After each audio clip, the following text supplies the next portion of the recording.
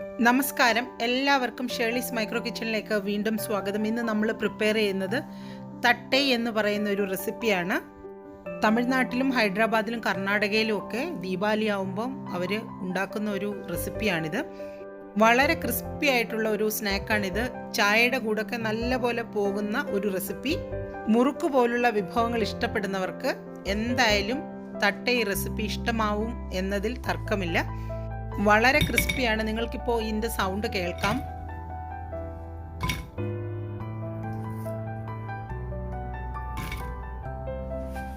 Air tight ആയിട്ടുള്ള കണ്ടെയ്നേഴ്സിൽ ഇത് വെക്കുകയാണെങ്കിൽ 2 ആഴ്ച വരെ പുറത്ത് കേടുകൂടാതെ തട്ടൈ ഇരുന്നോളും.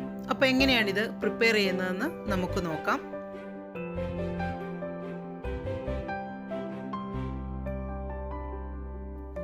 ഒരു ബൗളിലേക്ക് നമുക്ക് 1 ടേബിൾ സ്പൂൺ കടലപ്പരിപ്പ് ചേർത്ത് കൊടുക്കാം. അതിൽ കുറച്ച് വെള്ളം ഒഴിച്ച് നമുക്കൊന്ന് സോക്ക് ചെയ്ത് വെക്കാം. അരമണിക്കൂർ മതിയാവും. നമ്മൾ ബാക്കിയുള്ള ഇൻഗ്രീഡിയൻസ് ഒക്കെ പ്രിപ്പയർ ചെയ്യുന്ന സമയം കൊണ്ട് അത് നല്ലതുപോലെ ഒന്ന് കുതിർന്ന് കിട്ടും. ഇനി നമുക്ക് വേണ്ടത് അരിപ്പൊടിയാണ്. അതായത് ഇടിയപ്പത്തിനൊക്കെ നമ്മൾ യൂസ് ചെയ്യുന്ന സാധാരണ അരിപ്പൊടി. അത് ഞാനിവിടെ ഒരു 1/2 കപ്പാണ് എടുത്തിട്ടുള്ളത്. ഇന്ന് വളരെ കുറച്ച് ക്വാണ്ടിറ്റി മാത്രമേ തട്ടൈ പ്രിപ്പയർ ചെയ്യുന്നുള്ളൂ, അതുകൊണ്ടാണ് അപ്പോൾ 1/2 കപ്പ് എടുത്തത്. അതൊരു ചീനിച്ചട്ടിയിലിട്ടിട്ട് നമുക്കൊന്ന് റോസ്റ്റ് ചെയ്തെടുക്കാം. 1 മിനിറ്റ് മതിയാവും. ഒരു മീഡിയം ഫ്ലെയിമിലിട്ടിട്ട് കരിഞ്ഞു പോകാതെ നമുക്കൊന്ന് വറുത്തെടുക്കണം.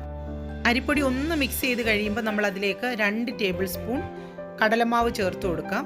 ഈ 2 ടേബിൾ സ്പൂൺ കടലമാവിന് പകരം നിങ്ങൾക്ക് വേണമെങ്കിൽ 1 ടേബിൾ സ്പൂൺ കടലമാവും 1 ടേബിൾ സ്പൂൺ ഉഴുന്ന് വറുത്ത് പൊടിച്ചിട്ടും ചേർക്കാം. ഞാനിന്നിവിടെ 2 ടേബിൾ സ്പൂൺ കടലമാവാണ് ചേർക്കുന്നത്. കരിഞ്ഞു പോകാതെ 1 മിനിറ്റ് മതിയാകും. ഇതൊന്ന് നല്ലതുപോലെ റോസ്റ്റ് ചെയ്തെടുക്കാം. ഒരു ചെറിയ മണമൊക്കെ വരും.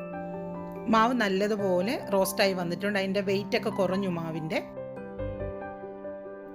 തട്ടൈ റെസിപ്പി നമുക്ക് പ്രിപ്പയർ ചെയ്ത് തുടങ്ങാം. അതിന് വേണ്ടിയിട്ട് ഒരു ബൗളിലേക്ക് നമ്മൾ റോസ്റ്റ് ചെയ്ത് വെച്ചിരിക്കുന്ന ആ പൊടികൾ ഇട്ട് കൊടുക്കാം.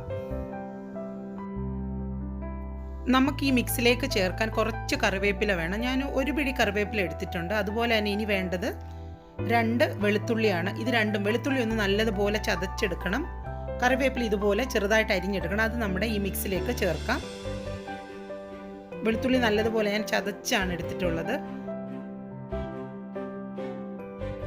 ഇനി നമ്മൾ ഈ മിക്സിലേക്ക് ചേർത്ത് കൊടുക്കുന്നത് ഒരു 1/2 ടീസ്പൂൺ മുളക് പൊടിയാണ്. തട്ടൈ റെസിപ്പിക്ക് നല്ലൊരു മണമൊക്കെ കിട്ടും. നമ്മളൊരു 1/4 ടീസ്പൂൺ കായപ്പൊടിയും കൂടി ചേർക്കുന്നുണ്ട്. ഇനി ഉപ്പാണ്. ഞാനൊരു 1/4 ടീസ്പൂൺ ഉപ്പ് മാത്രമേ ചേർത്തിട്ടുള്ളൂ. അത് മതിയാവും. വേണമെങ്കിൽ ഒരു നുള്ളും കൂടെ ചേർക്കാം, നിങ്ങളുടെ ഉപ്പിൻ്റെ ആ ഒരു ലെവൽ അനുസരിച്ചിട്ട്. ഇനി നമ്മൾ നേരത്തെ കുതിർത്ത് മാറ്റി വെച്ചിരുന്ന കടലപ്പരിപ്പ് കൂടി ചേർത്ത് കൊടുക്കാം. ഇനി ഇതിലേക്ക് ചേർത്ത് കൊടുക്കുന്നത് 1 ടേബിൾ സ്പൂൺ ബട്ടറാണ്. റൂം ടെമ്പറേച്ചറിലുള്ള ബട്ടറാണ്. നല്ല സോഫ്റ്റ് ആയിട്ടിരിക്കും. വേണമെങ്കിൽ നിങ്ങൾക്ക് 2 ടേബിൾ സ്പൂൺ ബട്ടർ ചേർക്കാം. പക്ഷേ ഞാനിപ്പം ബട്ടറിന് പകരം 1 ടേബിൾ സ്പൂൺ എണ്ണയാണ് ഇനി ചേർക്കുന്നത്. ആദ്യം നമ്മൾ 1 ടേബിൾ സ്പൂൺ ബട്ടർ ചേർത്തിട്ട് ഇത് നല്ലതുപോലെ ഒന്ന് മിക്സ് ചെയ്തെടുക്കാം. മിക്സ് ചെയ്യുമ്പോൾ ഇങ്ങനെ കിട്ടും. അപ്പോൾ തന്നെ നമ്മൾ ഇതിൻ്റെ മുകളിലേക്ക് നല്ല ചൂടായ 1 ടേബിൾ സ്പൂൺ എണ്ണ ചേർത്ത് കൊടുക്കാം. എന്നിട്ടൊന്ന് മിക്സ് ചെയ്യുക. നമ്മൾക്ക് കുറച്ച് വെള്ളവും കൂടെ ഒഴിച്ച് ഇതിനി ഒന്ന് നല്ലതുപോലെ കുഴച്ചെടുക്കണം. അപ്പോൾ അതിന് നമ്മൾ 1/2 കപ്പ് വെള്ളമാണ് യൂസ് ചെയ്യുന്നത്. 1/2 കപ്പിൽ നിന്ന് 1 ടേബിൾ സ്പൂണൊക്കെ കുറവ് മതിയായിരിക്കും. കുറച്ച് ഒഴിച്ചിട്ട് നമുക്കിത് നല്ലതുപോലെ ഒന്ന് കുഴച്ചെടുക്കണം. ഇതുപോലെ നല്ല സോഫ്റ്റായ മാവ് കിട്ടും.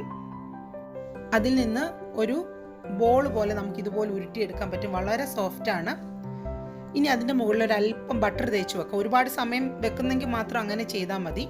അതിനുശേഷം ഇത് പ്രിപ്പയർ ചെയ്തെടുക്കുന്നത് ഒരു ഉരുള ഇങ്ങനെ ഉരുട്ടിയെടുത്തതിന് ശേഷം ഇതൊരു ബട്ടർ പേപ്പറാണ്. ബട്ടർ പേപ്പറിൻ്റെ അകത്തേക്ക് നമ്മുടെ ബോൾ വെച്ചതിന് ശേഷം ഞാനൊരു റൗണ്ട് ഷേപ്പിലുള്ള പാത്രം കൊണ്ട് ഇങ്ങനെ ഒന്ന് അമർത്തിയിട്ടാണ് എടുക്കുന്നത്.